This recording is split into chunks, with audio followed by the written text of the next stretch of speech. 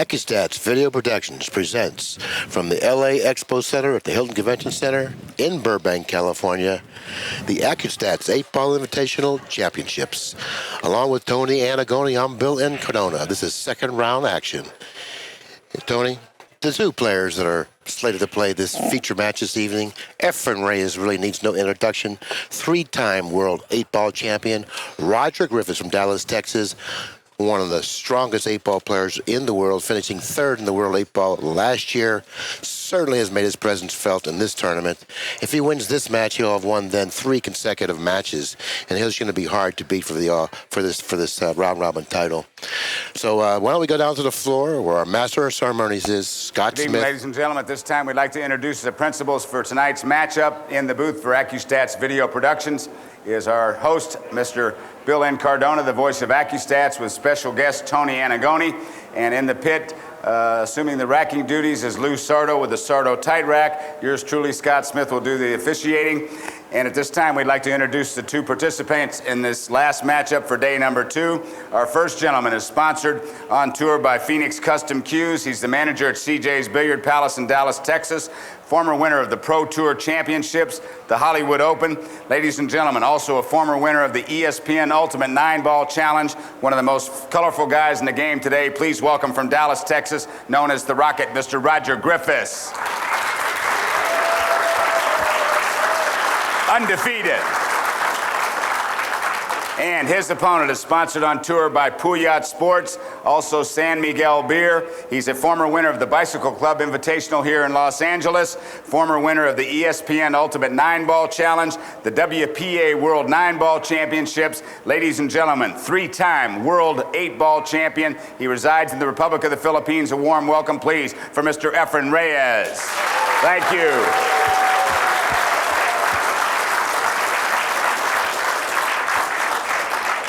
Gentlemen, you may lag for the first break. Race to 8.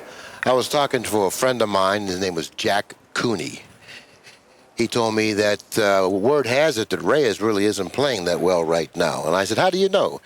He says, I was talking to a couple people that was at the pool hall, and they were telling me that he hasn't been really playing that well. I said, well, I watched him play the other night in the tournament. He started out a little rough, but he started to smooth out, and it looked like he was back to his old form. Well, so maybe he really isn't playing really that well, but of course he certainly rises to the occasion, and this is the type of an event he'll rise to because he has he's a very proud man, and he wants to defend that World 8-Ball Championship title that he has, and proves to everybody that wasn't a fluke. Those 3 World 8-Ball Championships. Well, I don't think anybody's going to suggest that anything that Efren wins is a fluke. But we're going to see a match here that. We've got a little contrast in styles, but I think you're going to see that Roger is quite the thinking player also. Look at this lag. What a lag. Look at the lag on the monitor.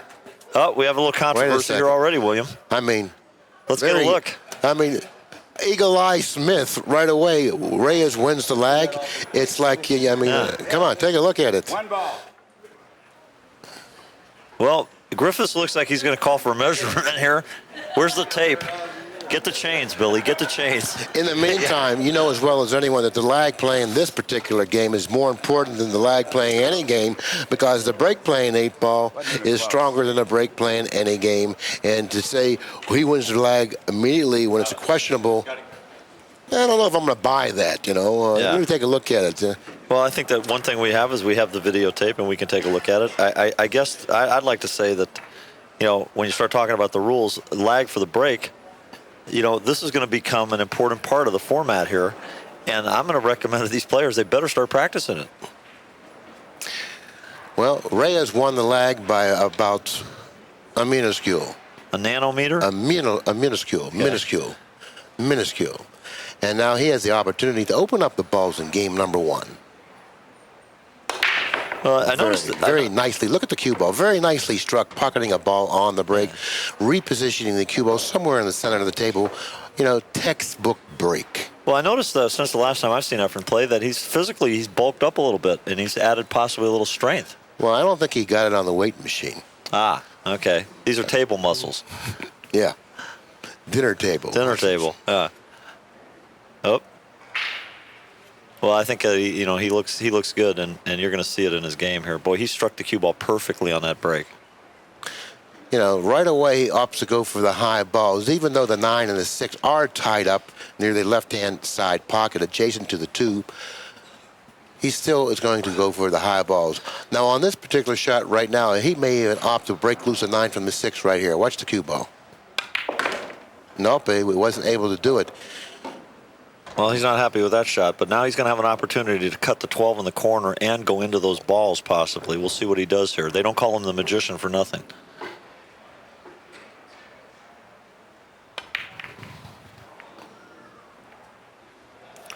Okay, right away, Griffis steps to the table with an unexpected opportunity.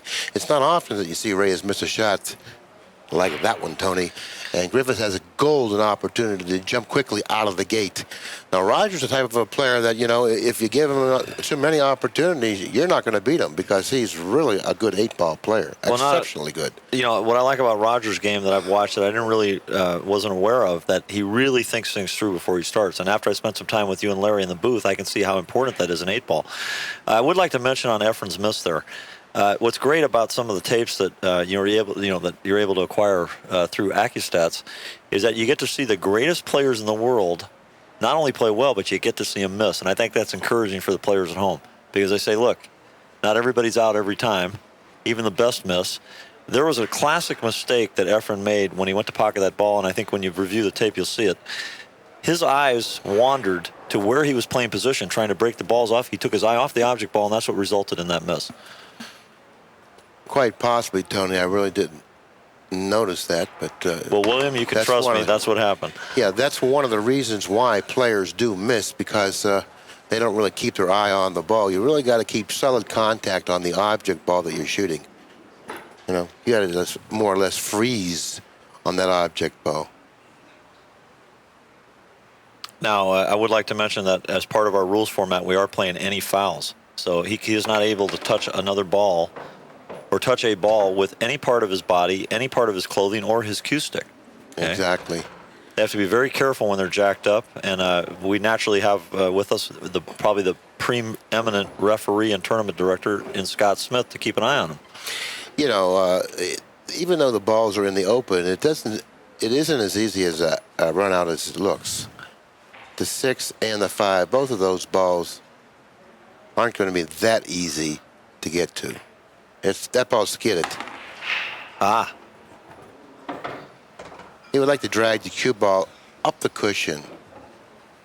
He can play position for the 6 in either corner pocket. He can play position for the 5 in the side. Playing position for the 6 in the lower left-hand corner with a slight angle to drip slightly across table for the 5 in the upper left-hand corner probably would be the way I would go. He's taking a look at the 5 in the side, which isn't that bad of a shot at all. Matter of fact, it's probably the better shot of the two. If he plays the 5 in the side, then he can play the 4, obviously, in the upper left-hand corner, the 6 in the lower left-hand corner. Swing across. I like playing the 5 in the side first. Billy, one of the techniques you described that I've been really keen on since you brought it up was the fact of finding the key ball and working your way back from the 8-ball. In fact, I'm just dying to play some now that I've been listening to this. What do you see the key ball here is to get to the 8? Well, there's only 2 balls left, and he's almost forced to shoot the 6. And he's going to probably play the 5 in the side. If he shoots the 6 and draws to the other part of the side pocket on the other side of the table, he can shoot the 5 in the side. I think that's what he's going to do. No, he's going to shoot the 5 in the corner. What a touch. I mean, that was a tough angle, man. He really negotiated that well. He's not out of the woods yet. This isn't a very easy shot, even though it looks like it. Well, Billy, let's look at the telestrator for an easy shot. Second. I mean, it looks like he's going to draw the ball. It also looks to me like he could have gone this way and ticked behind this ball and ticky down on the 8. But look at this, dunkaroo. Foul. Mr. Reyes has cue ball in hand. See, I like that shot going up and ticking off the ball because it takes a scratch out of the picture. I can promise you would have to be unlucky if you came behind that 13 to not get a shot at the 8-ball. So he missed the 5 ball. I like playing the 5 in the side. He would never shot that shot. Had he played the 5 in the side, he would have then gone down table for the 4.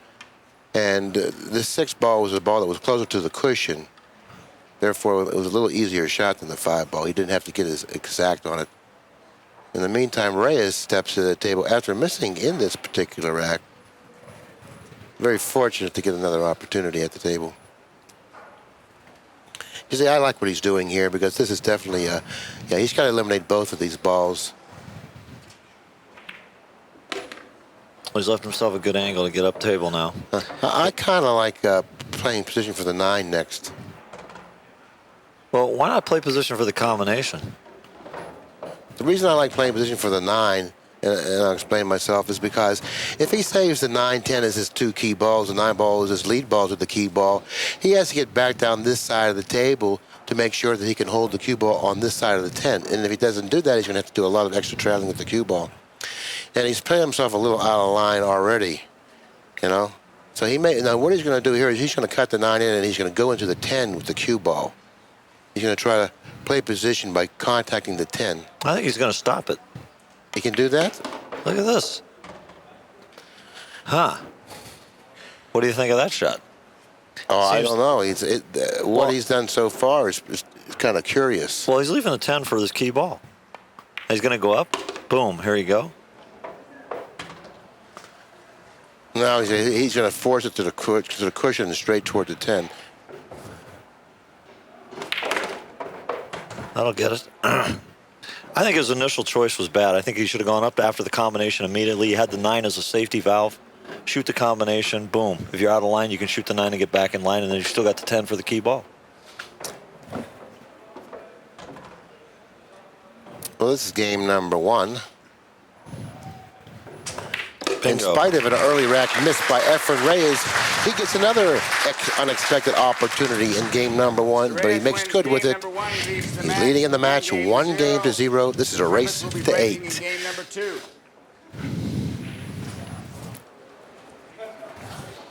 Well, I think that, along with keeping track of, who gets out after the break, I think unforced errors is probably one of the second most crucial things in the matches. And that was an unforced error that Roger made, and it cost him dearly. You cannot let Efren Reyes get any kind of a lead and get any momentum, or you're in a lot of trouble. Yeah, well, yeah, that goes without saying. I mean, particularly after he made an error in the game, you really don't give it back to him. You have to charge him. Yep. Anytime Reyes makes an error, you must punish him. And if you don't punish him, don't expect to win the match. You won't.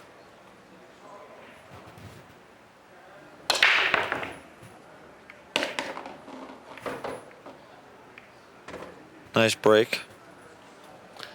A lot of congestion around the foot spot. There are 3 striped balls that are lined up on the foot spot or near the foot spot.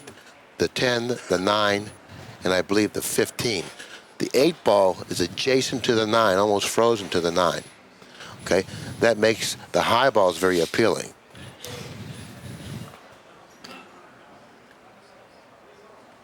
Now, the big ball in this pattern for Griffis is the 2 ball. That's a ball that he can move the 8 ball with. It's like a straight pull break shot. He can get on the inside of the 2 ball, like so, pocket it with a low ball. Of course, he would like to be closer to it, and then go into the 8. If he does it early in the rack, he'll have insurance balls left for him to play position off of. If he waits too long to do it, he may end up finding himself in trouble after breaking loose the 8. Well, I can't tell the exact layout of the 5 and the 3, etc., but I think that he's going to try and avoid shooting the 2 now. I think he just ended up short on the ball, and he doesn't want to play from that point. Well, I don't blame him, because I certainly wouldn't want to shoot this particular type of a shot carrying the distance that it does. I myself would rather, wait a little while, trying to regain a better position. If he can follow now straight through and get about the same angle, closer to the 2, it'll be perfect. That's what he's done. That's exactly what he's going to do. Now he's going to shoot the 2, and go into the 8. You don't shoot this hard. You do it softly. He has the 6 as an insurance ball, obviously the 4, but he would like to save that for his key ball. Okay. Now look at the 8. So he's going to save the 4 for the key ball. I don't know. Now since the 10 positioned itself near the foot spot, the 4 ball may not be a good key ball. I don't see that he has any other choice. Oh, he does have another choice. He can save the 3 as a key ball and gain the angle around the where the 6 is, about a 6 inches up from there, and then go straight cross table. I like drop that down angle. to the corner. I see. Playing the position for the 8 in the lower left-hand corner. If he's going to do that, he's got to shoot the 4 now.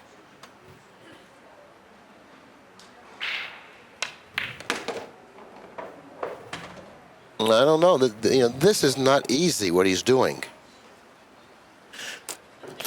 The 8 ball does go in either corner, but coming up with a good shot on the 4 and still being able to control the cue ball for position on the 8 is going to be difficult from this position. Well, I think, he's taking what the table is going to give him here, and he's going to have to come with some kind of a shot to bump these balls. Well, I think he's in a little bit of trouble here. He's going to try to draw on top of the 15 and trying to avoid contacting the 15. I think he's going into the 15. See? Oh, that's a hell of a shot. Yeah. So therefore, he made a great shot. But, it wasn't like a gimme by any means. That was a very tough situation that he negotiated quite well. Game number 2 Good goes shooting. to Griffis, and he really deserved that game, tying up the match at 1 game apiece. So Griffis wins game number 2 after 2 games. The match is tied. Well, right now we're running 50%. He got the shot after the break, and he won. Mr. Reyes breaks in game number 3. You alluded to the fact, I believe it was yesterday, Tony, that Reyes really doesn't have a good break. I like to argue that point. I think he has a fairly good break. Well, he may not have one of the best breaks in the world. Well, I think what I really was trying to say, Billy, was that he's not regarded as having a good break. That's because people they don't really know.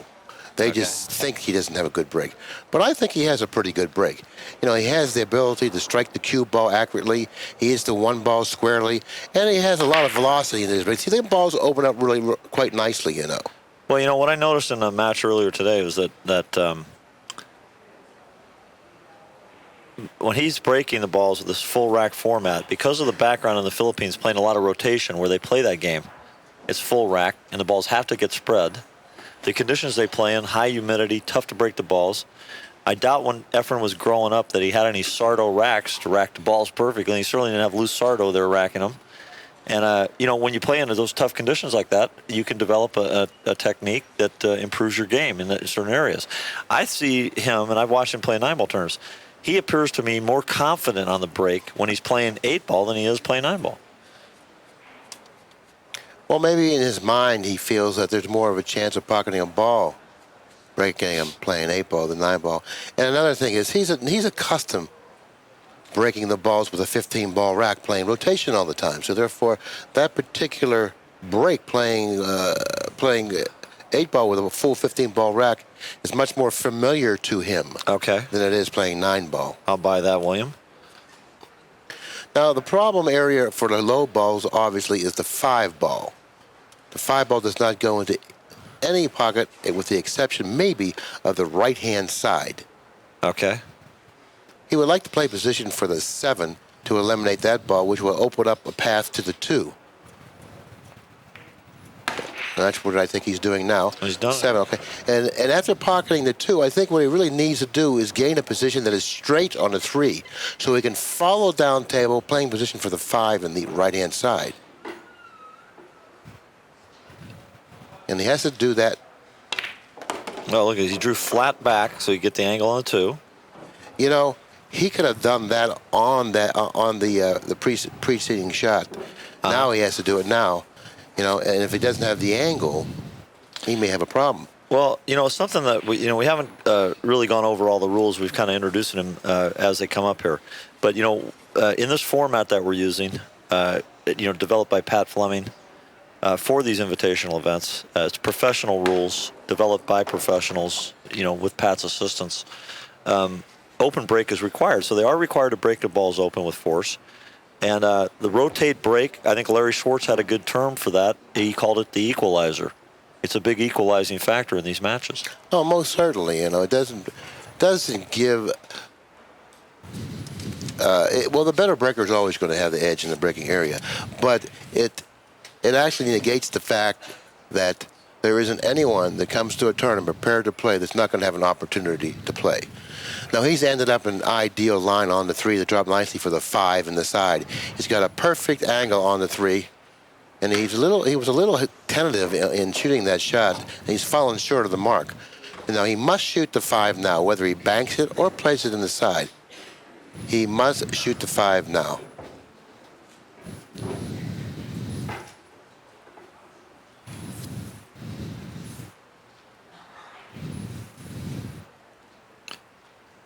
Where's he going to shoot the 5 now? Well, maybe not necessarily, because if he shoots the 6, let's take a look at this situation here.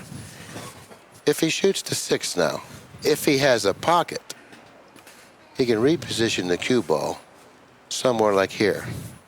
Then pocket the 4, maybe come over here and drop over here somewhere. Okay. For the 5 in the side. Okay. I like that, William. I'm getting a lot of free pool lessons this visit. That's a possibility. Now, you really have to be at the table to feel the angle and see if it's even available. Well, I think that the way he's approaching this, he seems confident enough. Oh, that's a little trouble there. Oh, well, he's got a problem now for sure. I don't even know if he has a pocket for the 4. Well, it doesn't appear to me he has a pocket for the 4. It doesn't appear to me that he's got a pocket for the 6 except a backward cut in the right-hand far corner. And he can't see any other balls. I don't see a safety. There's only one way he can get out here, because the only pocket I feel that may be available is a cross-corner bank, upper left-hand corner. Now, if he elevates and shoots the 6 to the upper right-hand corner, he'll have a decent shot of crossing the 4. Okay. Cross corner. But I don't think there's any other pocket. He's looking to see if the 6 goes in the upper left-hand corner. Naturally, if it goes in the upper left-hand corner, he can then bump the 4 or the 8 and open up the pocket for the 4. Okay.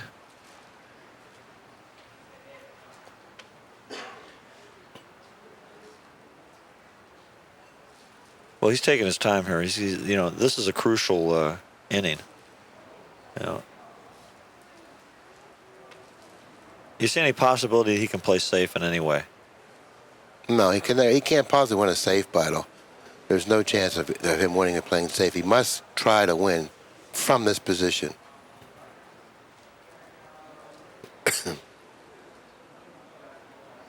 Boy, this is a tough shot. Hit it perfect.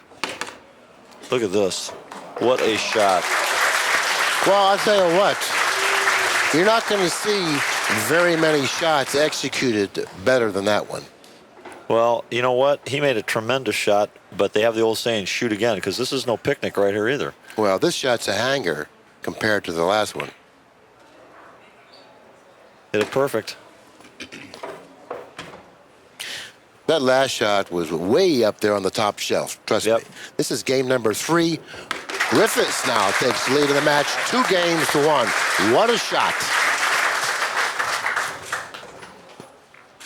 Mr. Griffis wins game number 3. After 3 games, the score is Mr. Griffis 2, Mr. Reyes 1.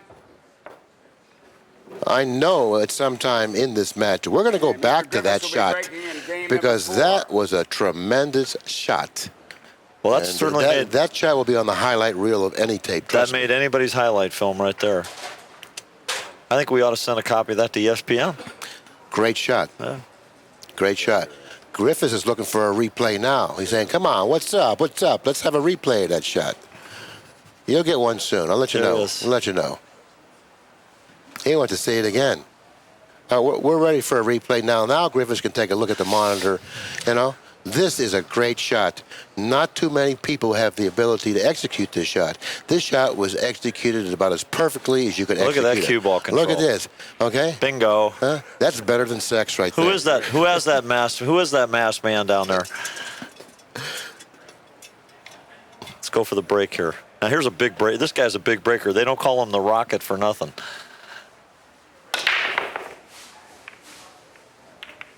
Seven ball. Nothing. Wow. Nothing. Stifferoo. Look at the 11, the 7, the 2. A lot of congestion at this end of the table. 3 frozen to the 3 frozen to the 10, 5 frozen to the 13. Roger's counting. He still can't believe a ball didn't fall in on that break. Low balls are favored at the end of the table where Efren's standing. 7 ball blocking the pocket for the 9. 1 ball blocks the pocket for the 10. Low ball is the favorite at that end of the table. Now, this end of the table, low balls again are the favorite, simply because the 2 ball is positioned very, very conveniently to possibly open up the 4-10-3 cluster.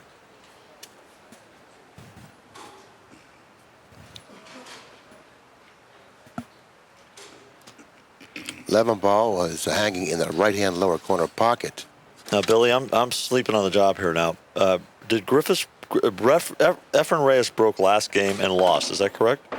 Griffis just opened up the balls there and came up dry. Okay, and Reyes did the same thing the game before. Is that correct? Evidently so. Yeah, I don't remember Reyes at the table other than a rake. And our score is. Look at this shot. Look at this shot. Bingo. Our score right now, William, is 2-1, Griffis. Okay. Reyes is going to do something quite simple here. I don't think he's going to try to pocket a ball from this position.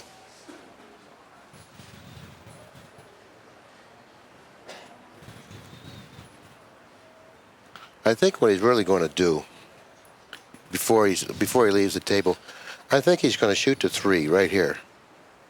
Okay. Down table somewhere, freezing the cue ball somewhere against the 12. Well, I'll bet you that he does something with the 3 ball in addition that will help improve his position as far as the layout of the table. So we saw him do this before. He's very crafty, very crafty. Now he would like to be able to move the 4 ball.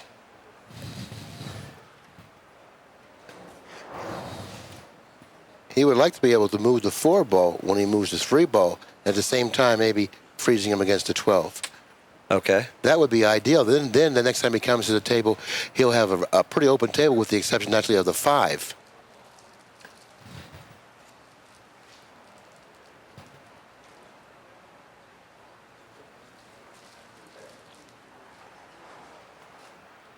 Well, I like this silence for just a second, Billy. I like to see the game speak for itself sometimes. Let's explain the combination. If the combination is... The magician strikes. It's magic.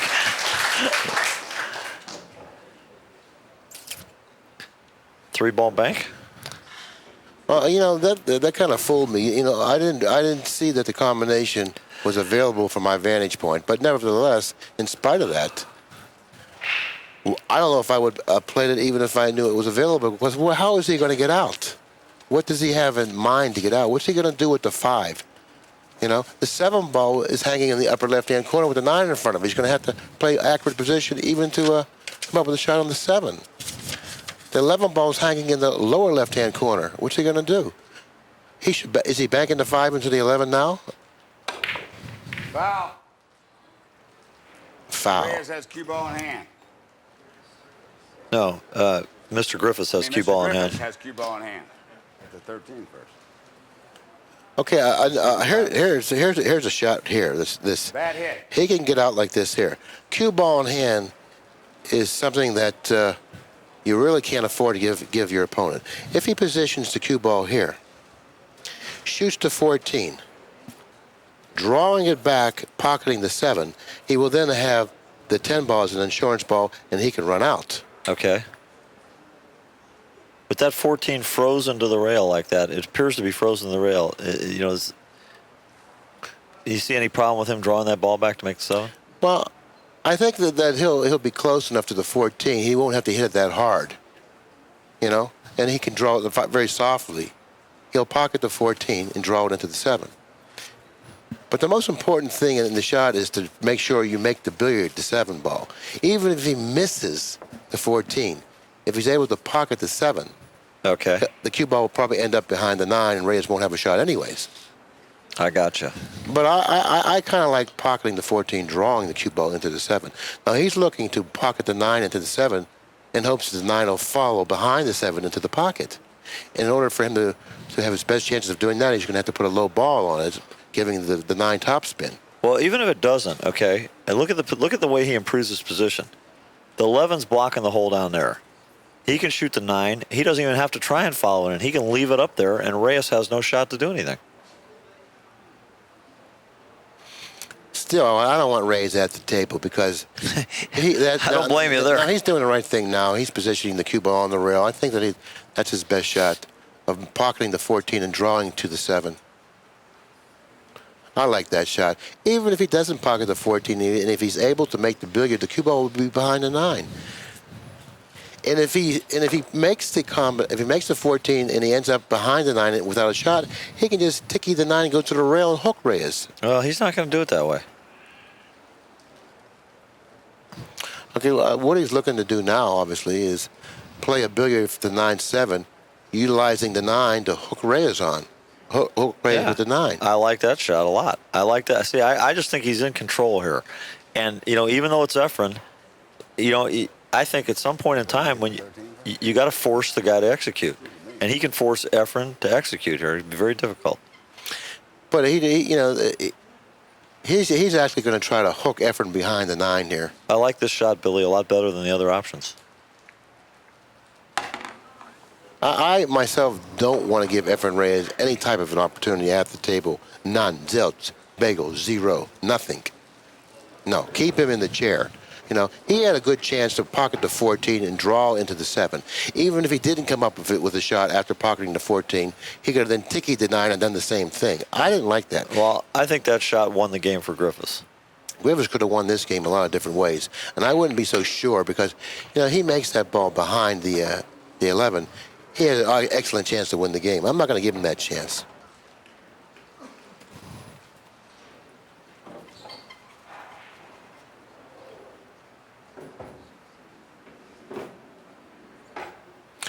And I wouldn't save the 12 as a key ball in this rack, by the way. Okay, when would you shoot it? Well, it looks like he's going to have to save the 12 because I can see the pattern now. It's going to be 10, 14, 15, 13, 12. Yeah, I like what you said originally. I think 14, 15, 12, 13. 8. No. The 12 is going to be the key ball. It's going to be 15, 13, 12. 12 is a perfect key ball, providing you have a good lead ball to it, which he does in the 13, and a great lead ball to the 13 and the 15.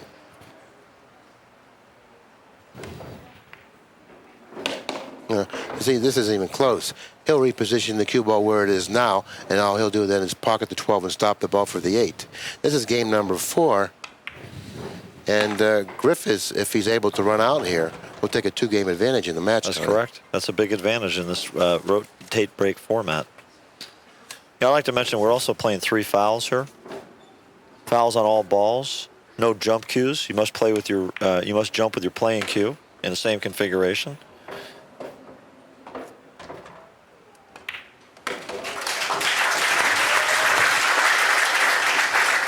Well, there was a game where Griffis won from the break, wins game number 4 but didn't run out from the break. Mr. Griffis 3, Mr. Reyes Well, that's 1. not considered a run out from the break.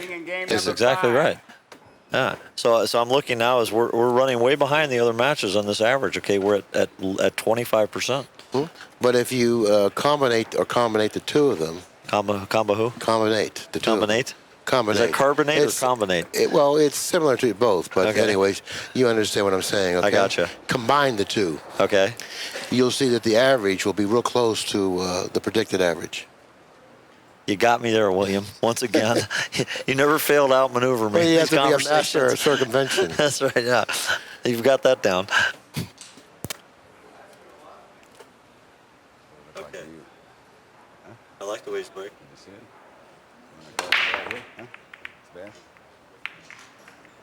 Wow. There's a little controversy from that. There's a little controversy. Said so, replay. There's a little controversy. It looked way funny to me.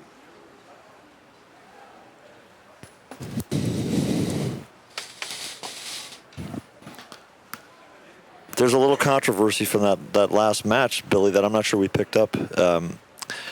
There's some spectators and Scott Smith himself is questioning that call. What call?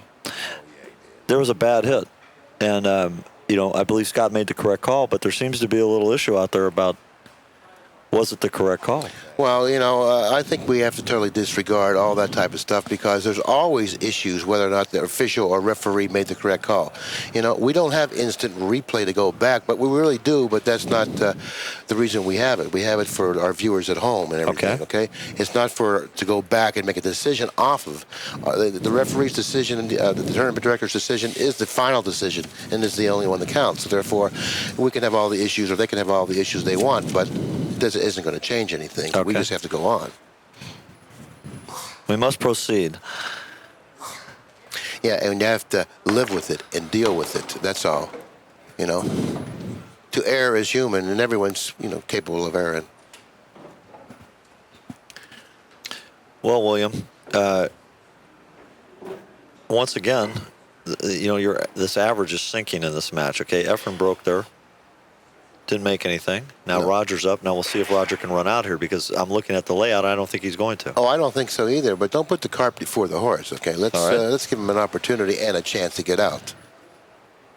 He's going to shoot the 6 here. If he happens to make a pocket the 6 here, he's going to have a good chance of getting out.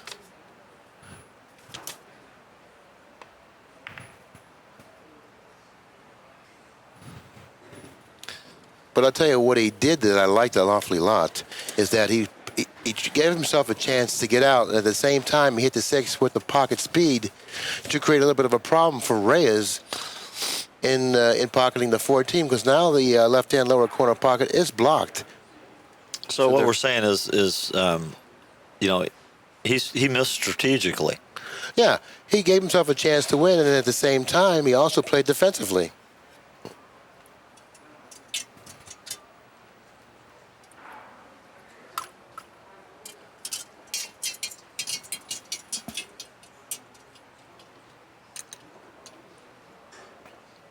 Okay, what Reyes is looking at now is he's saying to himself, can I play position on one of the 13 or the 10? Okay. To pocket it in the lower left-hand corner and move the 6 ball. You're saying the 11 or the 10? The 11 or the 10. Okay. Pocket in the lower left-hand corner and at the same time move the 6 ball away from that pocket, opening up the pocket for the 14. Okay. That's what he's probably saying to himself, okay? And in order to do that, he has to reposition, obviously, the cue ball behind the 10 or 11 to shoot it down this end of the table, contacting the 6, opening up the pocket for the 14. Okay. But he has to gain that position first, which from the position he's left himself in, it's going to be very difficult for him to gain that position.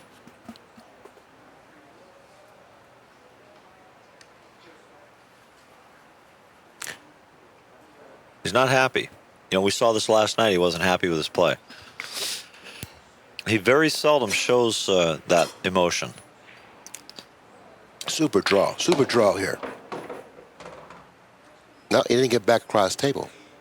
Well, he's in line on the 12 to get back over there. But that's not where he wanted to be. He wanted to draw back cross table so he can utilize either the 10 or the 11 to open up the pocket for the 14 by moving the 6. Okay. Don't you feel he's in position on the 12 to accomplish that at this point?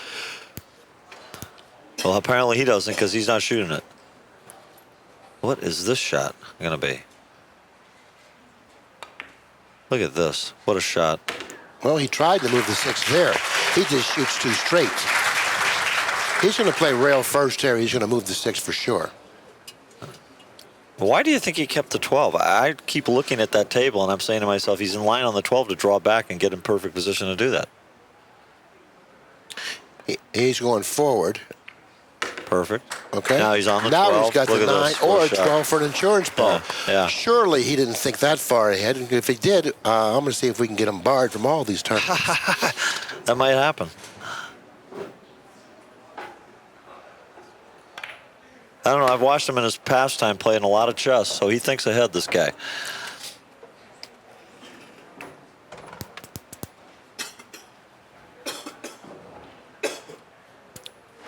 All right. Again, once again, we're playing all fouls. You know, he cost himself a game the other night, or rather, he cost himself almost a game the other night with a vest foul. You notice he came to the table tonight with no vest. He's going to have to hit this with a pretty good stroke. I do believe he's going to draw around the 8 here. Very nicely executed. Perfect. Now that rack wasn't your routine run out. Yeah.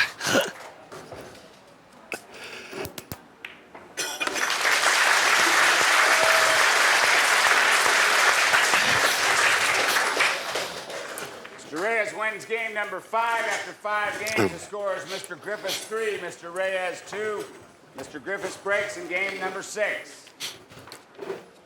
So Roger came to the table after the break last game, was not able to run out, and then Efren got out again. Right.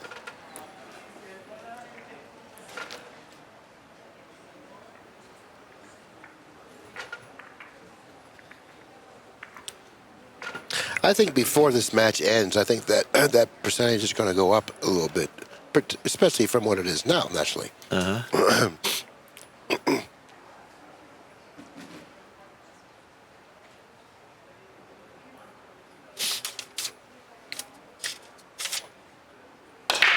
Well, that was really a well-hit break. Look at this. Look at this. It's leaking. No, it's leaking. He might not have anything left to play position on. Yeah, he's got 4 balls in it on the break.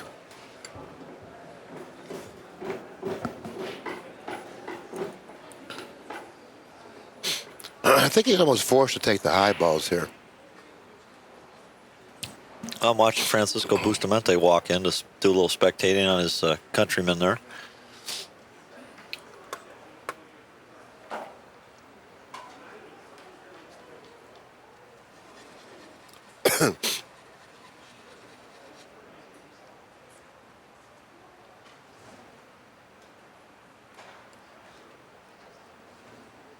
I kind of like shooting the 11 here. I'll tell you what I mean. I kind of like shooting the 11 coming down this way. If you hit the 9, you have the 15 in the side. Okay. You know, or the 13 in the corner. Okay. He's going to this kind of flat ball. That was actually the 1 down there that he might have run. He would like to shoot the 13 ball. Well, I think that's not 13 ball. He's not able to at this point. See, that way he could use one of these 2 balls to maybe to break the 8 out a little bit. Providing that he doesn't have a pocket for the 8. Yeah. He has no angle right now either way, unless it doesn't look like he can draw, but he may be able to have an angle to draw off the 4 or the 3 with finesse. But can he pocket the 13 now? No.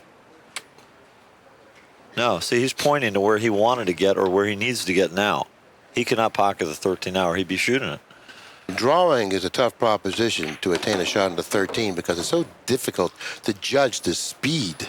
Yes. I think that's where a lot of the Filipino players excel is they've got that skill. They can draw that ball the 1 to 2 inch. The way I like to look at that, oh boy, you know, I wish we could catch that on camera again because I guarantee you his eye, you will see his eye wandered to where the cue ball was going to go, where he wanted the cue ball to go. His eyes wandered and they took him off the object ball, and William, that's why he missed. Quite possibly. But he had a good thought in mind, and he has a real good stroke. Realizing if he put a good stroke on it and hit the fullness of the 13 ball, and that's what he needed to do, he would get enough pull or draw effect on the cue ball to billiard his position ball, which was at that time the 14 ball. He executed the shot extremely well in regard to playing position, but he forgot to pocket the ball. And the reason he didn't pocket the ball, it required a very heavy hit on the 13 or a thick hit on the 13. Okay. And he played the short side of the pocket, and he wasn't able to pocket it.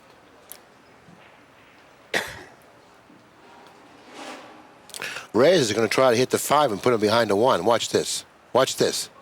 He's trying to hit the 5 and put him behind the 1. Griffis has cue ball in hand. Well, that was an aggressive attempt at a safety that did not pan out. Now, what Roger can do is he can position the cue ball and shoot the 12 into the 14 and maybe knock the 6 away from the 8. Providing that the 8 doesn't go in his lower left-hand corner pocket, that may be an option. Hitting the combination softly enough, I would definitely try to do something with that 6 or 8 right now. Okay. even if he could draw the cue ball into the 6 if well, is he if he going to didn't like the other shot. just leave himself where he can have an angle to make the combination and draw the cue ball into the 6 from there? No, he did it exactly like you said, William. Great shot. He played both ways there. He played an angle so he could come back out and get on the 12. You know, he caught his cue there. He almost fouled the cue ball.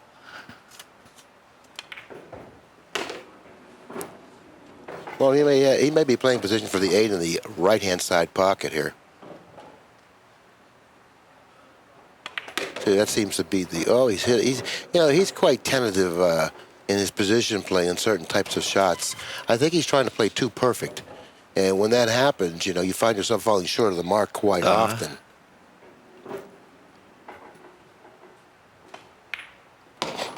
Steered that one. He was lucky to recover there. Mr. Griffis wins game number 6. He now leads the match 4-2. Mr. Reyes will be breaking in game number 7. 4-2 is a pretty big lead in a race to 8 when you're playing alternate break. It's even a lead large enough where I can really confidently say that I think he's the favorite to win this match. Well, just how much of a favorite is he to win this match? Well, I think he's a favorite to win this match, and I'm certainly sure I can get taken up on that because there's a lot of Reyes fans around here. Absolutely. But I'm not in the position at this time to wager because I'm sitting next to you. Are you insinuating that I wouldn't make a wager? No, I'm not. I'm insinuating that I can't get out there and hustle it. All right. I was just curious.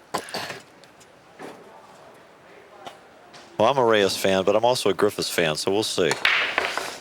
Now, he switched sides of the table there. Why? Well, I guess he wanted to try to open up the balls a little bit better. Well, it looks like he succeeded, but he hit the break exactly the same way he hit the other breaks on the other side. He's stopping the cue ball almost in the exact place every time. I think he's going to end up taking the high balls here. High balls seem to be a better choice.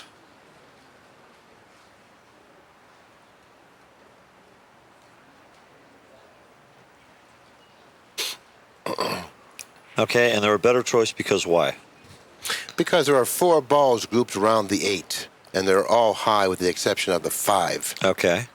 Okay, and they're all makeable. The 15 goes in the lower left-hand corner. So, using your technique, okay, let's back up from the 8 ball and say how he's going to play this run out. Well, if he opts to go with the high balls, there's just too many possibilities because all the balls that are around the 8 could possibly be a key ball. So therefore, it would be almost impossible to determine which one of those 4 balls he's going to end up using. Okay.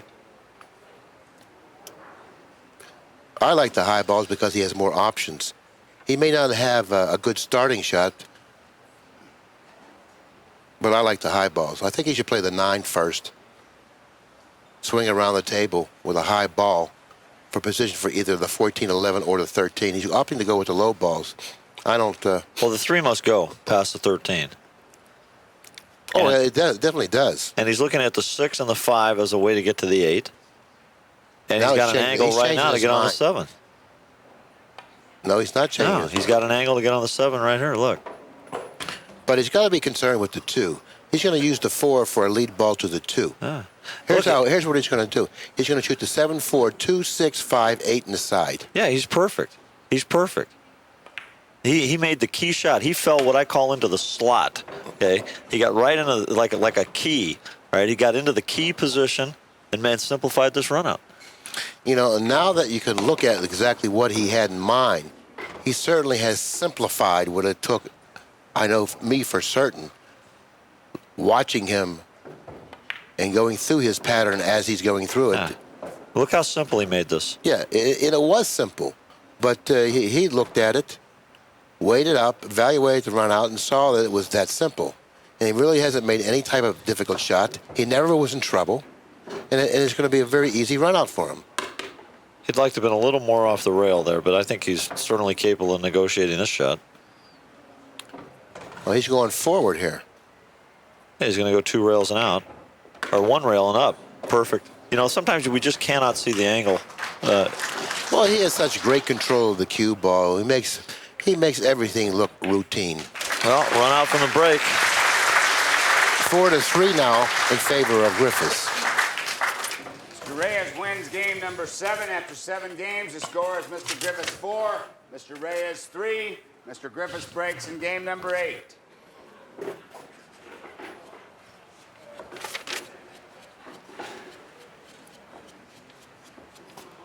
That was a run out right there, buddy. Mm-hmm.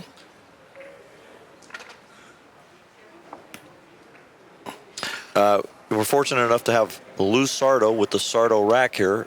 You know, obviously the standard of racking these days. Fortunate enough again to have Lou Sardo, the president and the developer of that rack, here to rack the balls personally in a tuxedo. Talk about service.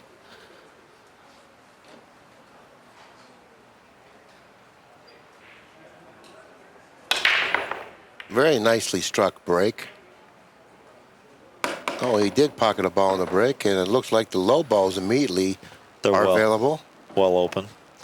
Yeah, I would also like to mention that we're playing on the Simonis cloth. Simonis, makers of billiard fabrics since 1680.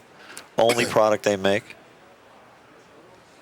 And certainly the professional's surface of choice to play pocket billiards on. Yes, it is. Simonis is the finest cloth made today. You know, either color would suffice here, Tony. I see that the high balls may be even a better choice. Well, the only thing I don't like about the high balls is he's got a little tougher starting position with the high balls. No, he can do the 12 ball, the 13, the 15 on the side. Yeah, but compared to the 5 and the 2 and the 6. But the 3's a problem ball. Uh-huh. Well, he went the way you said, and he 13, made a good shot. 15 on the side. And if he's able to attain a nice straight angle on the 15 on the side, everything else plays rather routine. Uh-huh. You know, that's what he should try to do here.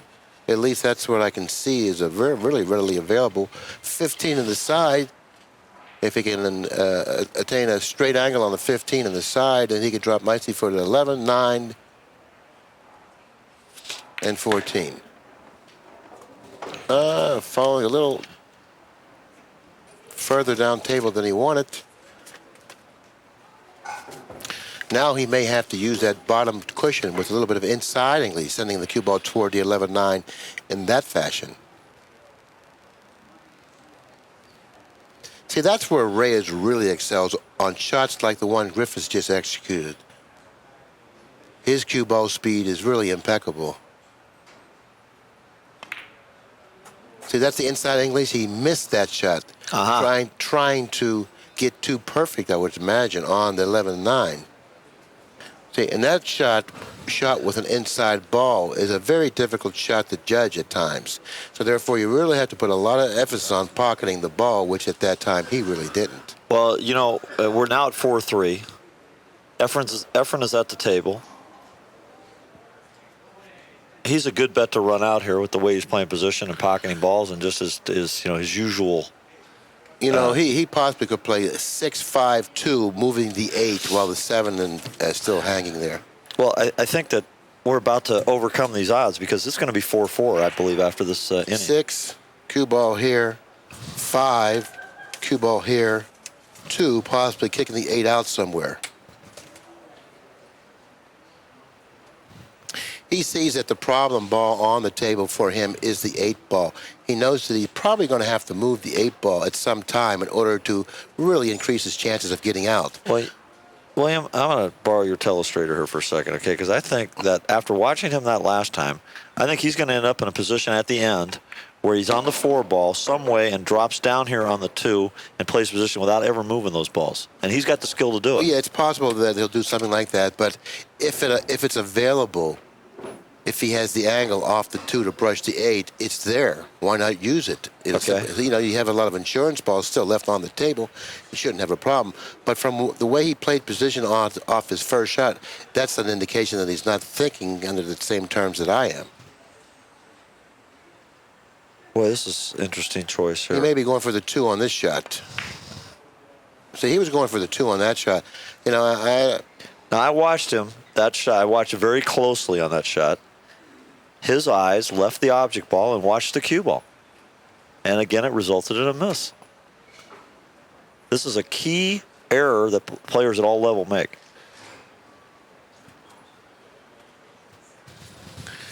Well, Griffis got to be real careful here because if he opts to shoot the 14, he may go in between the 15 and the 9, bypassing the 9 far enough not to come up with a shot on the 9.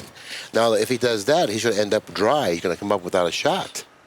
So he's got to be careful here. This is a type of a shot that you have to hit it with the speed to make sure you come up with a shot on the 9.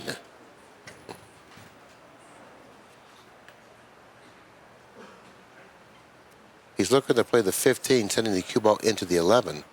Now, there's no guarantee that he'll come up with a shot if he does that either. He may hit the high side of the 11.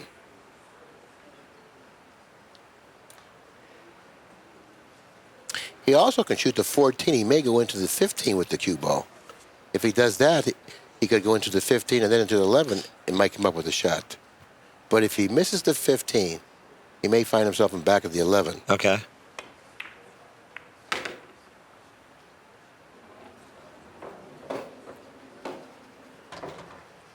Well, Reyes, as I mentioned, is closing the gap.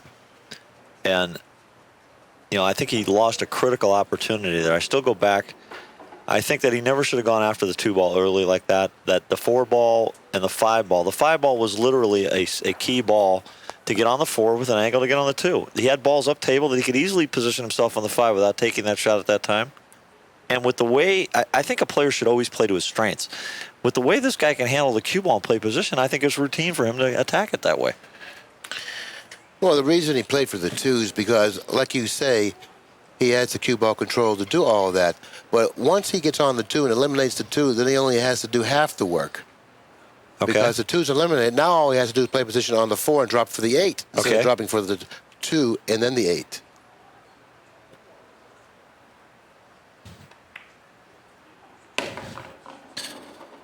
Well, that's a little short. He's got the upper right-hand corner for the 9. You know, and from where he is on the table in relation to the cue ball to the 9-ball, he's on the angle that'll put him to the left of the 15, which will then put him to the right of the 8, providing that he can pocket both balls. Do you feel that's where he was playing position? Well, I have to say, yeah. I would have to say, yeah. Well, he comes with these shots, doesn't he? Yeah, it puts him on the left side of the 15, which then put him on the right side of the 8. Okay.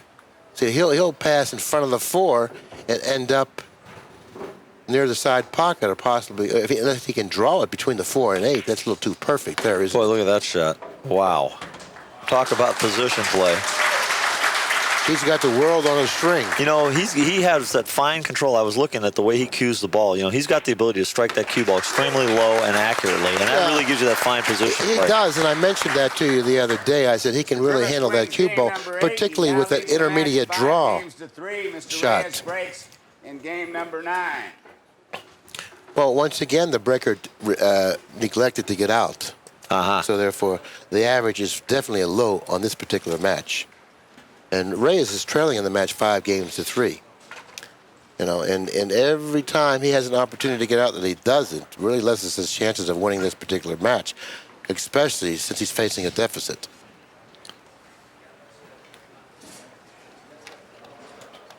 Well, I'll tell you, the guy that's really getting a workout in this tournament is Scott Smith. He's on his feet for hours every day negotiating these matches, you know, and he's getting a lot of heat, too, on some of these calls. Uh-oh. I didn't like that follow. No follow-through. Well. Yeah. Not indicative of his normal stroke. Possibly my source of information may be accurate in regard to how Reyes' performance has been in recent history. Griffis won that last game, and it was his break, correct? And our score is now 5-2, is that correct? 5-3. 5-3, excuse me, yeah. 5-3. Reyes breaks on odd games. Yep. Let's see. Griffis broke and won without a run out. We saw Efren make an unforced error, miss the ball. Oh, yeah. Yeah. 5-ball.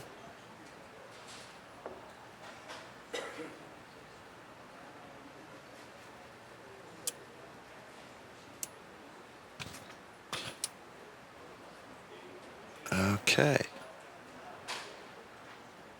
That's the error. Reyes' last 2 innings have been 2 major unforced errors. Yeah, he's really not performing as people expect. He's breaking some hearts out there right now. Some hearts. Mm-hmm. He certainly is. Some hearts. He's breaking some hearts out there, exactly. You know, a lot of people have pain right now, you know, because their man is performing. Reyes. That's right. Yeah.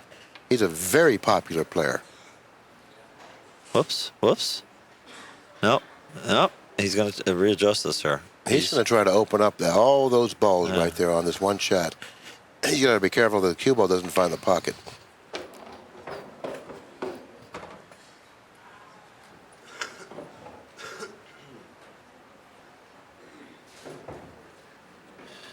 I think of all the errors that a guy could make that are unforced, and I don't consider making the 8 ball in the break and scratching a legitimate unforced error. I think it's bad luck. I think the biggest error a guy can make in any pool game that requires a powerful break is scratching on the break, especially when you're playing with a ball in hand format. You know, jumping off the table is really a no-no, because that's definitely an indication that you really have mishit the break when you jump off the table, and that's what Reyes was guilty of.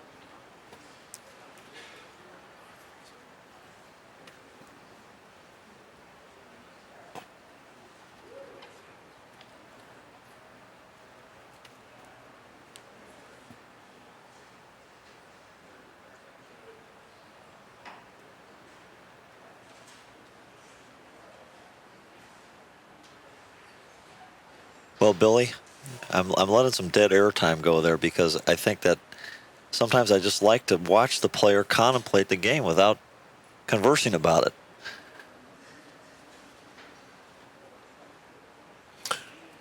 I thought that he could have done a better job opening up the balls on his opening shot when he had the ability to place ball in hand. Yeah, you suspected that he would be more aggressive with that breakout, didn't you? Yeah. You know, because the 8 ball taking the low balls really isn't in a good position. I thought perhaps he may try to move the 8 ball on that particular shot when he had the ability to place ball in hand, because look where the 8 ball is. You know, it doesn't go in any pocket with the exception of the upper right-hand corner, which is difficult to get to. Okay. The lower left-hand corner, which may be difficult as well to get to. You know, so since it goes, the 8 ball, since it goes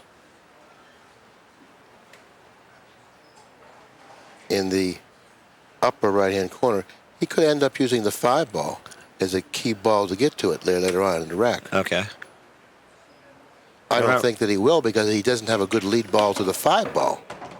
Well, you know what? We have the any foul rule is coming into play quite a bit when there's balls that are clustered, because now you're jacked up, you're in the middle of the balls, you got to jack up over the balls, and you're not allowed to touch anything.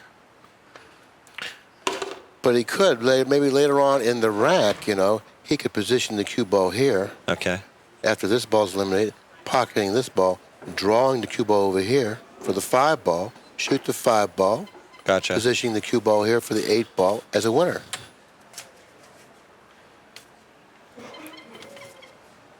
But he's going to have to eliminate the 3.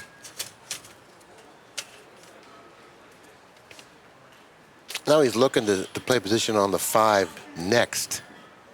That's not bad, but it's taking away one of his viable options of playing position on the 8. He's going to find himself forced to shoot the 7 and the 3. The 7 or the 3, one or the other.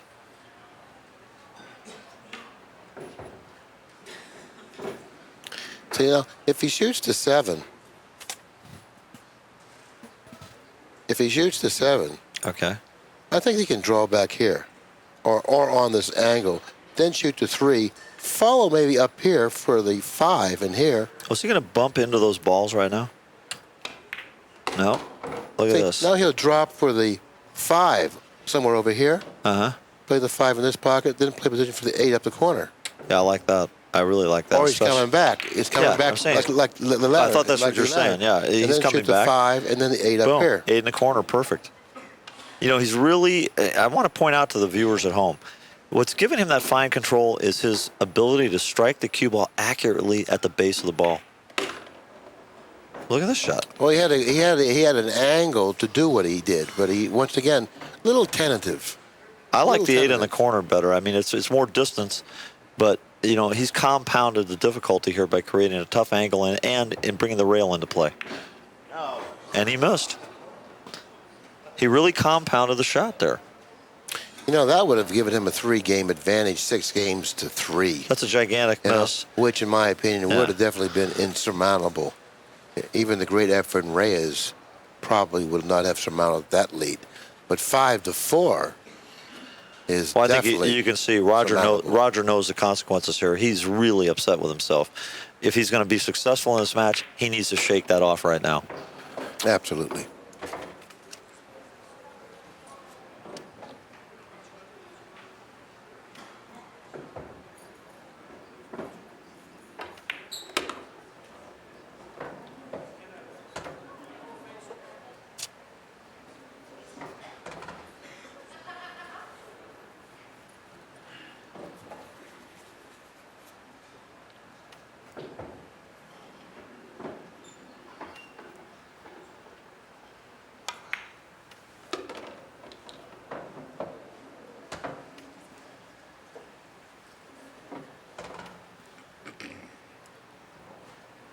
Well, I think it's, you know, the way the position the balls are in now, he can take any way he wants to go. Exactly. And he's going to win. I mean, it's not even exactly. a question of strategy. It's just a question of don't leave yourself on the rail, stay out in the middle of the table, and have an open shot at the balls, and you win. Mm-hmm. The way the balls are laying, there's a lot of balls that connect to the next, and to the next, and to the next.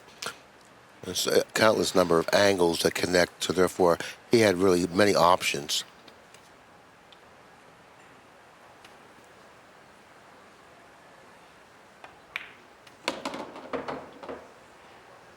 So regardless of what he did, it would appear that it was right.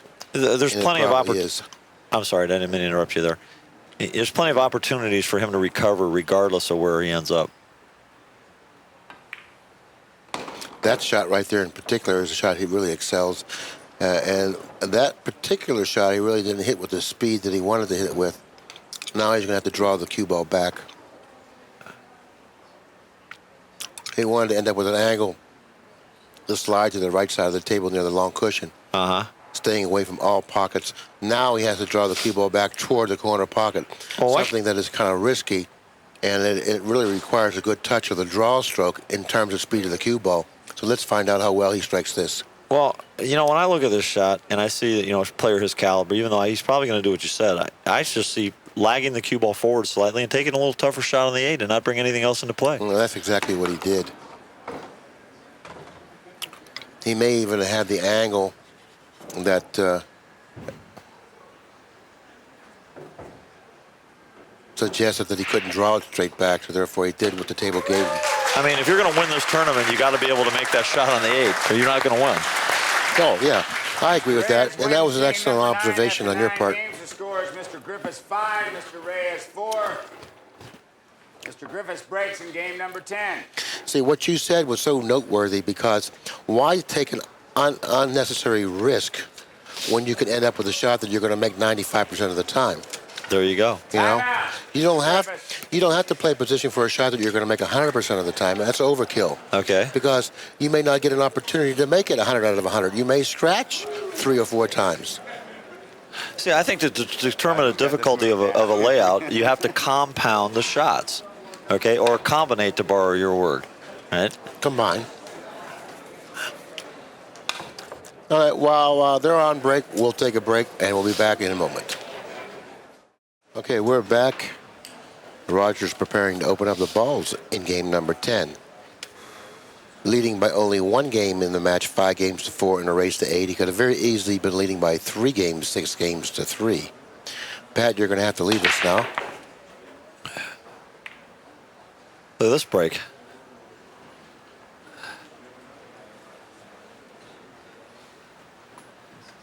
Boy, talk about getting a tough leave off a great break.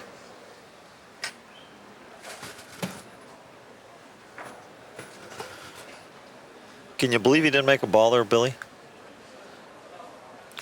Well, he opened up nicely, but didn't make a ball. So this particular match, it seems like the breaker or the incoming player after the break has been looking at a lot of troubled racks. problematic.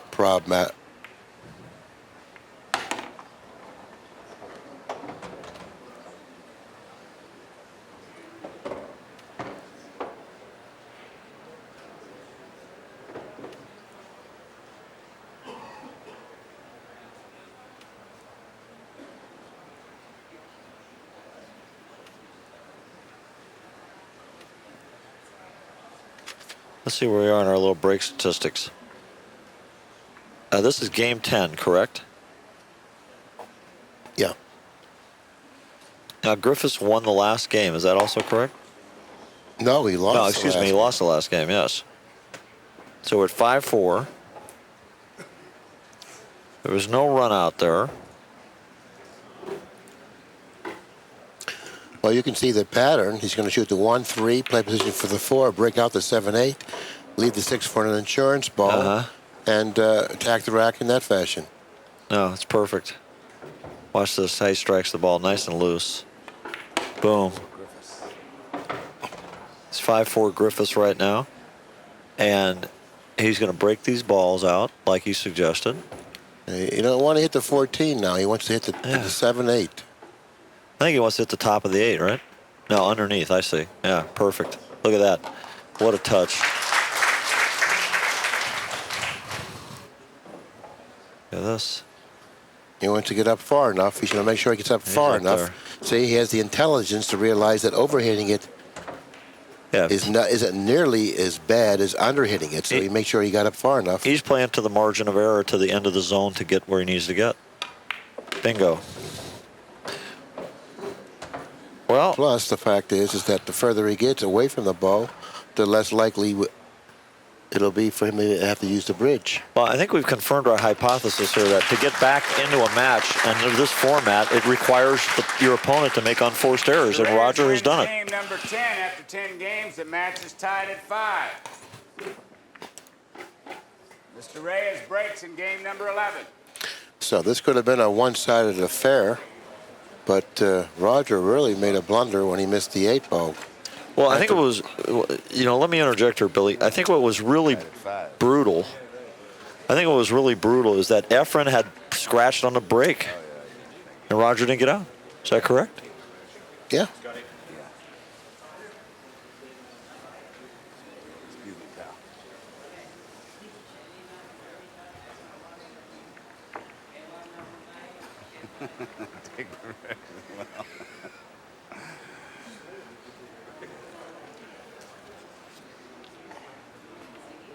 Now Efren's going to the other side of the table. Switching again. He's been jockeying back and forth, trying to find a good spot on the table to open up the balls. Now he's just inside the quarter diamond to break the balls, where he was outside the quarter diamond before. He's going to hit them square this time. I think he's going to like this break. Oh, yeah. See how nicely the balls opened up? He hit the 1 ball squarely. The cue ball went straight back down the table, indicating how squarely he hit the 1 ball.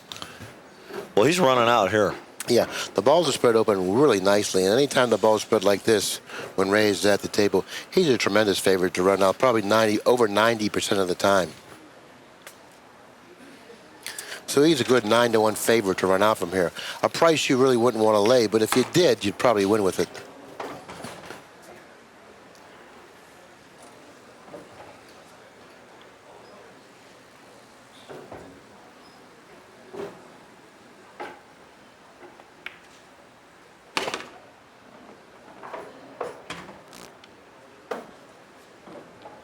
I like playing, 10, 9, 15, or 10, 15, 9, 11, saving the 11 for the key ball.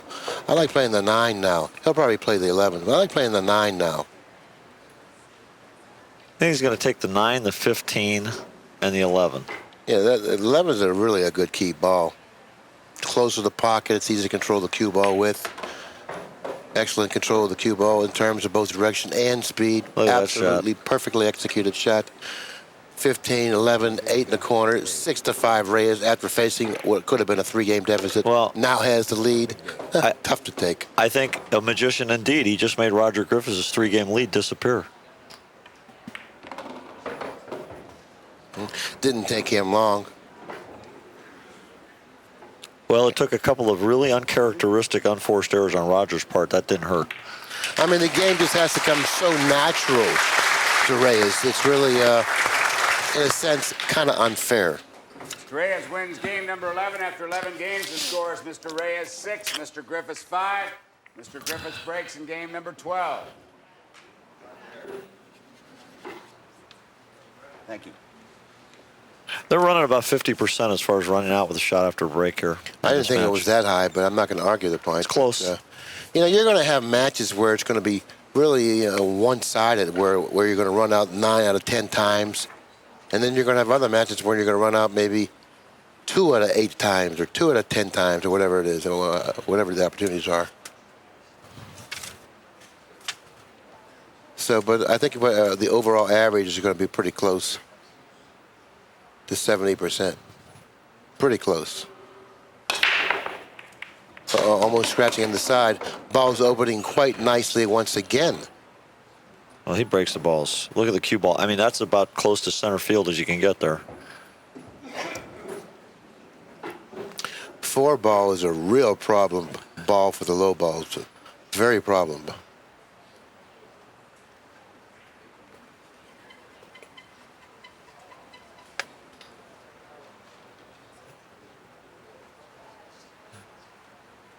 I wouldn't be so quick to jump on the low balls here. Oh, can he make the 13 if he were to elect to shoot the high balls? Yeah, that's an interesting question. I don't know if he can even pocket a high ball. I mean, he didn't even look in that direction, so I have to believe that. Well, maybe the 4 goes, huh? I think the 4 does go. I don't know if we can get an angle on that 4 ball from one of our expert cameramen. Well, it goes because he's playing position for it. Getting it out of there early. Now he has to play position for the 5. That's a problem ball. Why can't he leave the 5 for a key ball and go up the table? That's a bad key ball. It's positioned in the center of the table. And like I said before, ball's positioned in the center of the table. Let me interrupt you for a minute. You can look at that angle. Roger's got you a little snookered there, but you can see the 4's got an open pocket. Oh, yeah. He played position for it. He's got to clear the 5 off the table. The 8 ball is a very easy ball to play position for off of any of the balls down table. That's not going to be a problem. Okay. The problem is playing position on the 8 off the 5. If you fall off angle on the 5, you're going to have a tough shot. You're going to play position for the 5 and the 8. Okay. Where if you're down table, you only have to play position for the 8. See? Even though the 5 isn't really a gimme shot at this time, he wants to eliminate it from the layout. And if he saves the 5 for a key ball, which he may be forced to, you know, he may not like it because, see, when you play position for the 5 as a key ball, you have to play position twice for the 5 and the 8 because there's no guarantee you're going to end up real good on the 5. But when you utilize the 3 remaining balls down table, playing position for any of the key balls there is automatic. Well, see, the way I see this shot, if he just gets cross table, using your technique of getting to the outside end of the zone, he's in line on the 5 and the 8. Yeah, but he has to play position to do that. Where up table, you don't need to play position. Everything was automatic. See what I'm talking about? Yeah, he came up short. You see what I'm talking about? Position up table was all automatic. That wasn't. I agree with you to an extent, but I feel at this level of play, they need to be able to execute. But that's the point. You don't need to execute the other way. Okay. It's all there. It's very convenient. It's autopilot. It's convenient. This isn't convenient. This is a convenience world, too. This got to play position for both the 5 and the 8. Well, that's a big shot here. He's come with these tough shots. Yeah, and he had to come with a tough shot to get out that way. But nevertheless, he did. In spite of that, he was able to get out. Now it's 6-all, correct? 6 apiece. Mr. Griffis wins game number 12. After 12 games, the score is Mr. Griffis 6, Mr. Reyes 6. Mr. Reyes breaks in game number 13. See, whenever you have we're going to change the tape, and we're going to be back in just a short moment.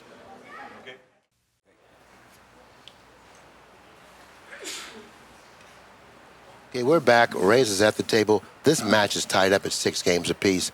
After watching Griffis run out in the preceding rack, tying up the match 6 games apiece, Reyes is at the table with an opportunity to open up the balls in game number 13, scratching in the side pocket.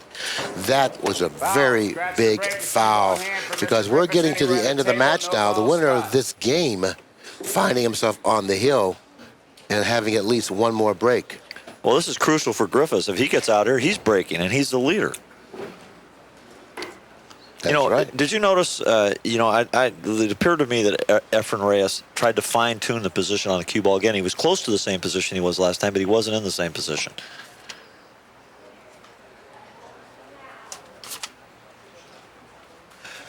Low balls is a better choice than high, simply because of the 6 ball and the 1 ball. The 6 ball blocks the pocket for the 14. The 5 ball may be a problem ball. He cannot choose high balls. He's forced to choose low balls.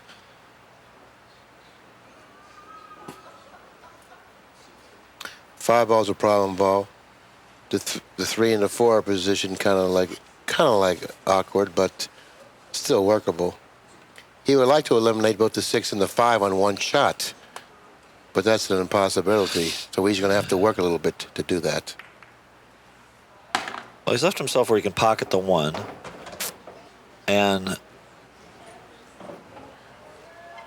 if he comes out off the 1, he's going to play position either on the 2 or the 7. Yeah, what he's going to do is he's going to clean up this neighborhood here first, okay? Clean up the neighborhood. That's right. This is a neighborhood here. Here's a neighborhood down here, and here's a neighborhood up here. He's going to clean up this neighborhood right here, the 1, the 7. Let's use a telestrator, okay? This is one neighborhood over here. Okay. And over here's another neighborhood. Is it the Bronx, okay? Or is it the Manhattan? He's going to clean up this neighborhood. He's going to clean up the 7 and 2 to clean up that neighborhood, and then work his way down to the other neighborhood, staying in that section of the table. Well, is he Mr. Rogers or is he the Vice Squad? Okay, what are we talking about here? Okay, here's what I'm talking about right here. All right, sweat this. Telestrator, 7 ball, cue ball right here. Shooting the 7. Okay.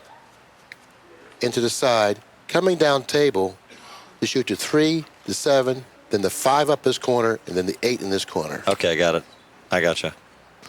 Billy, I know if I hang around with you long enough, I'm going to learn something.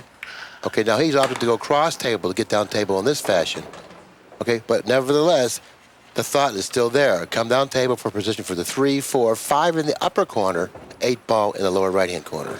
Well, out of all the players I've watched in the tournament so far, I feel that if you throw out the first match where Immonen played poorly, his pace at the table and Griffis' pace on the table, I feel really favor their ability to win these matches because they're taking their time. They're prepared to shoot when they shoot. We've seen very few errors, although I felt Roger was in position to really dominate this match, but the pressure of playing Efren Reyes probably created some unforced errors. Possibly. I didn't think the 5 passed the 9 to the lower left-hand corner pocket. Obviously, it did, which actually made this layout play a little more simple. Now, he has an opportunity to go ahead 7 to 6 and then go right back to the table and break the balls in match. It'll be a match game for him. The next 2 games he's going to be on the hill. Game for him. He's going to be on the hill. Now, he has to make sure he gets up table far enough, Tony. He can't be guilty of hitting this tentatively. Well, I like the 2-rail approach. And that's what he did. So he bypassed his mark much better than falling short of the mark. Absolutely. Now he's preparing himself a little better now to pocket the 8 than he did the other game. Super. Okay, well, Rogers regrouped and he's back in the match. Yeah, he's on the hill. Dominant position now. He's on the hill, needing to win only 1 of the next 2 games. The score is Mr. Griffis 7, Mr. Reyes 6. This is a race to 8. Mr. Griffis breaks in game number 14. Well, so you can see Efren's difficulty here is out of 1, 2, 3, 4, 5, 6, 7 breaks, he scratched twice. That's 25. That's over 25%. Giving 25% of the games that Efren broke, Rogers started the next inning with ball in hand. Yeah, you can't do that. You can't commit that type of an error. That's a very crucial area of the game, and it's certainly a no-no to commit an error in the breaking area of the game. It's a crucial area. You cannot scratch. You just cannot scratch on a break. Well, yeah, you cannot do that. Scratching on the break your opponent, providing that the balls are reasonably positioned, your opponent's going to run out at least 90% of the time when you reach the caliber of players that we have here in this tournament. That's correct. That's what we're talking about. We're talking about, big time players here. Top draw merchandise. Big stuff. Yeah. He has to hit the ball solidly. This will be his last opportunity, and he did. He certainly did. I don't know if he's going to make anything. Oh, he did. He did. Boy, I tell you what. Let's look at the cue ball. Is that textbook or what? Now, William, take us through this run out. Oh, the low balls he has to take, even though all high balls around the 8. What's he going to do with the 15 if he takes the high balls? I don't know. I want you to back us up from the 8 ball and tell us what he's going to do. Okay, a good key ball to the 8 ball would be the 2 ball. Naturally, the 2 ball is positioned to the left of the table, in line for the 8 ball to be pocketed in the lower right-hand corner. The problem ball is obviously the 4 and the 3. He must get rid of the 3 ball because there's nothing good about the 3 ball. He's got to get rid of it. Well, can he take an angle on the 3 ball here and come up table and get parallel to the 1 in a position that he can flat? He's shown us tremendous cue ball control in this match. Flat draw the ball over on the 5, positioning himself to make the 5, the 4, the 2 your key ball. No, the 5 doesn't pass the 4. No, the 5 going the other way. No, he can't. No. Here's a good layout. He wants to save the 1 ball for the lead ball to the 2 ball, which is the key ball. Okay. So you have to look further than just the ball before the 8. Okay. The 2 ball is the key ball to the 8. Okay. What's a good lead ball to the 2 ball? That would be the 1 ball. Okay. He should shoot the 4 ball playing position for the 5 in the other corner. After that, play position for the 6 in the center of the table. After shooting the 6, make the 3 ball. Get on the lead ball to the key ball, which would be the 1 ball, fall on the key ball with the 2 ball, and then make the 8. I'd like to make a comment on this, but our esteemed tournament director has me snookered. Oh, he's moving. Okay. Now Can he do this? Can he hit this easy enough to do this? His next shot should be the 5 ball. So he's got a safety valve on the 2 in the event that he does hit it too hard. Perfect. Okay? Yep. Okay. Now, he would like to save the 2 ball as the key ball because it's really an ideal key ball, but he doesn't necessarily have to. Because the 1 ball or the 6 ball could be a key ball. But the 3 ball is an ugly key ball, so he must eliminate that. He wants to shoot the 2 now, but he really doesn't have the luxury of doing that because of the position of the 5. The 5 only goes in 1 pocket, and he better make sure that he's able to attain a shot on it. He has a shot on it now, so he has to take advantage of it and shoot it. He's probably going to shoot the 5 softly, bumping the 14 to the cushion, and then shoot the 2. Then he's going to shoot the 6 on the side, the 3 in the corner, playing the cross-table position angle off of the 1 to drop for the 8. Okay. I like that. I like all that conversation, William, as music to my ears here. He's overstroking the shot. He wants to save that 2 ball as the key ball.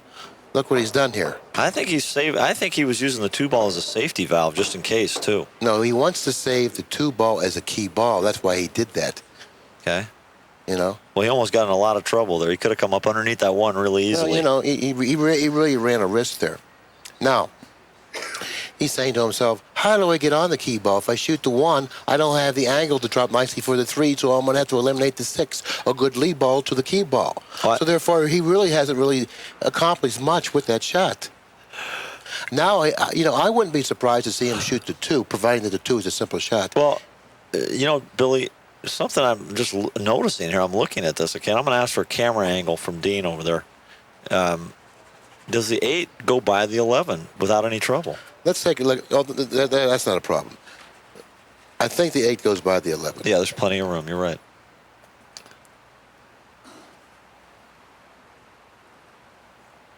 See, the 3 ball is the problem ball. The 3 ball is the problem ball. Playing position for the 8 off the 3 ball is something that I really wouldn't want to do. And for some reason, he's ended up in a position now that he's almost forced to use the 3 ball as the key ball. And it's an ugly key ball, and this is match game for him, as well as the next game is. But he can't afford to lose this game. He gives up the break in the final game.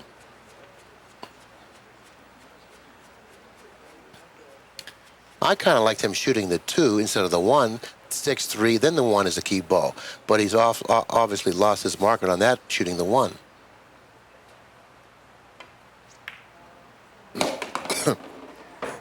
Now look.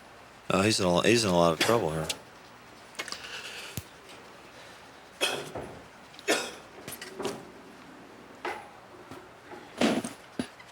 Do you think at the beginning when he started he should have shot the 3 ball first? No, he couldn't afford to shoot the 3.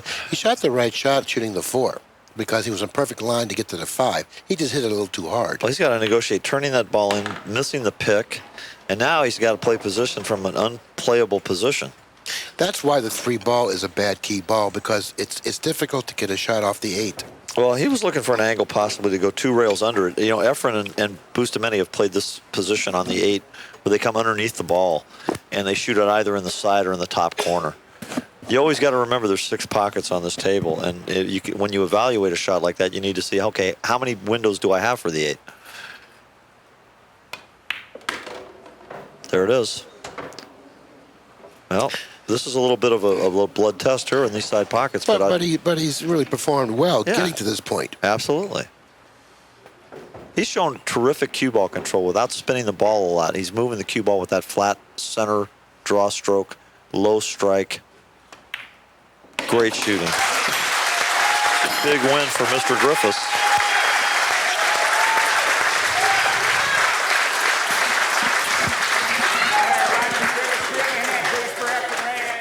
Yeah, we're going to be doing an interview with Griffis in just a moment, and in the meantime, I'll close it up here. Okay, well, once again, Tony, it's been a pleasure. Thanks a lot for working with Accu-Stats, sharing your wisdom with everyone out there. I don't know how much wisdom I shared, William. I'm the one that seems to be picking up all the pearls of wisdom here from you. It's, again, been a pleasure. I thought this was an exceptional match, not only to commentate, but just to enjoy as a spectator. And, of course, we're in the catbird seat with this new little loft they created for us. We've got a good bird's eye view. Yes, we certainly are, and we do get a great view from this position, and I really enjoy doing commentary, particularly when I have, someone to work with as intelligent and as knowledgeable as yourself. So on that note, I think we're going to close it up here, and I'll join Griffis down on the floor. I'm anxious to hear what he has to say, William. Thank you. Okay, so on behalf of Tony Annigoni, well, this is Bill Incardona. We're going to go down on the floor, where we'll be talking with Roger Griffis in just a moment. Okay, we're here with Roger Griffis, currently the leader in this round-robin tournament, playing 3 matches. What a surprise, huh? Where a lot of other players have only played 2 matches. You've played 3. You've won them all. You're in the lead in this round-robin tournament. How do you feel about your chances right now, and how do you feel about the way you've been performing? I feel I've got a great chance. 8-ball race to 8. If you just get some good opportunities, I think if I get some good opportunities, I think I can win it. Well, you defeated the 3-time world champion tonight, Efren REYES, and that's certainly not an easy feat to do that. You know that. Well, I beat him in the last tournament also. Okay. Well, you did? Yes. I put him in the loser's bracket. Ooh. Excuse me. That's all right. Just a little trivia. Anyways, there were a couple times in this match where I thought that you could have pulled away and had a comfortable lead. One time in particular when you shot the 8-ball, had you made the 8-ball in the corner pocket, you would have then attained a three-game lead, 6-3. I know it was on your mind. Did you allow that to break your concentration? No, I took a break. No, I'm talking about prior to missing the 8-ball. Prior to missing the 8-ball. Before you attempted to shoot the 8, you realized that pocketing the 8 would give you a 3-game lead. No, I realized that afterwards, and then that's when I took a break, and when it was going through my mind, and so I just kind of cleared it out and came back ready for whatever came up. Well, I certainly can't argue with that, because that's a good time to take a break. Why stay at the table or in this environment when you could just take a break, clear your head, get the webs away, come back and start over, That's right. That's a good time to take a break. Let's reflect back to the last game, because that was a very interesting game. You had a lot of options out there in the last game. I know you wanted to save the 2-ball as the key ball that led to the 8, and you were to get to the 8 to shoot it in that corner, right? And but what I was surprised to see you do was save the 3 as the key ball, because that, as well as anyone, that was an ugly key ball. But it was a natural 2 rail position. natural shot, two-rail position. for the 8 in the side. I mean, that was one of my options.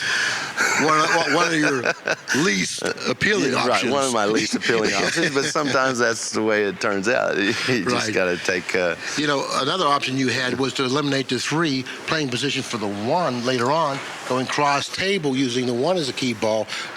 Had you... Well, I'm putting the cart before the horse. Okay. Let me retract, okay, and go back.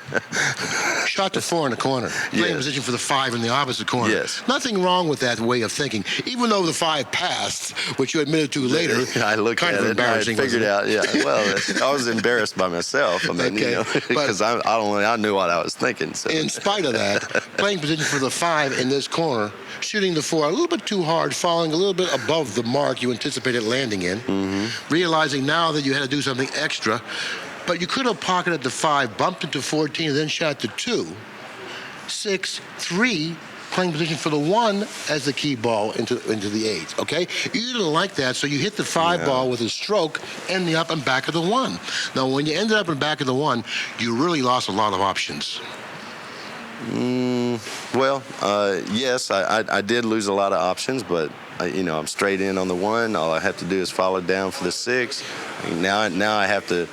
If I would have gone just a little bit further, I still could have used the 2 ball as the key ball. Right. Because I could have just followed the 6, shoot the 3, then come back for the 2. It's over. But it's down table, back up but table. But as it turns out, that was my best option because you're here with me now. Something else might have happened. I might have hit the 2 bad or something, and lost the cue ball a little bit. Now I'm on the and I have to.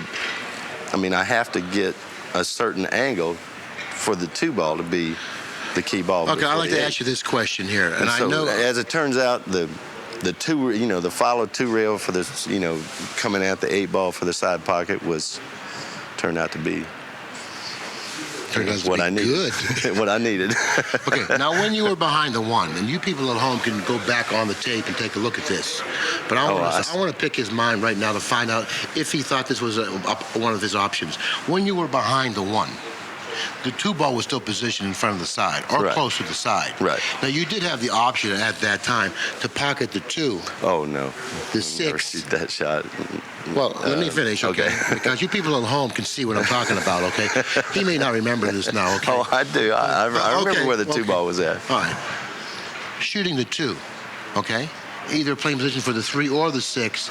If you play position for the 6, attaining an angle on the 3 to pocket the 3, come cross table in this area over here, shoot the 1, and then go over there near the side for position for the 8. Right. Now that was an option. That was an option. Okay.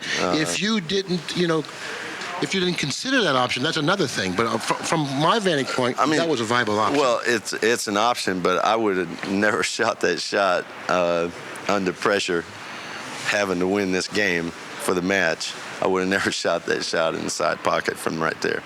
Okay, well, I didn't know the difficulty it carried from the position that you were in. Yeah, it was about this far off the rail, but it was back a little farther. Okay. Sometimes it's obvious because I could maneuver the cue ball when I shot it. Okay. So it's about that far from the side pocket, about that far off the rail. It wasn't a good. It wasn't even an option for me at that point. Well, see, from the booth, from my vantage point. Oh, okay. Sometimes I don't see the angle. Right. Obviously, nearly as clearly as you do. Right. And when you're at the table, a difference of an inch here or there could mean the difference of a way you go. That's right. And in that instance, obviously, that was the difference. But in spite of everything, you're here with me now, and you did go around 2 cushions for the position for the 8 in the side. That's correct. Yeah. And you made sure you took dead aim at the 8 too. Yes, I did. But you really have to be feeling good about your position now. I am. I feel good about the way I played, and I hope to have some more of it. I hope I have some more in me. And you're the type of a player that feeds off of every win, like you should. Right. You know, I know that you feed off every win. Right. I can see it in When I your get walk. I can see you have the glasses on tomorrow. You'll be strutting around. All right.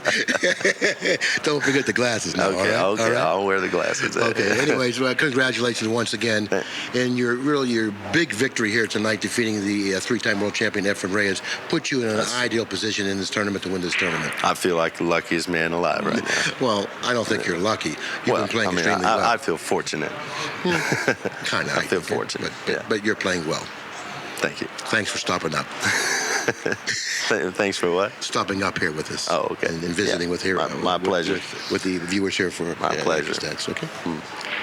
Okay, Roger, it's been a pleasure, you know, joining with you here and doing this little bit. And I just wanted to find out how you were thinking when you were at the table. A lot of pressure out there, and you were generous enough to share it with us. That's good. Yeah. So on behalf of Tony Annigoni, this is Bill Incardona saying thanks a lot for supporting Accu-Stats. You people give Pat a call. 800-828-0397.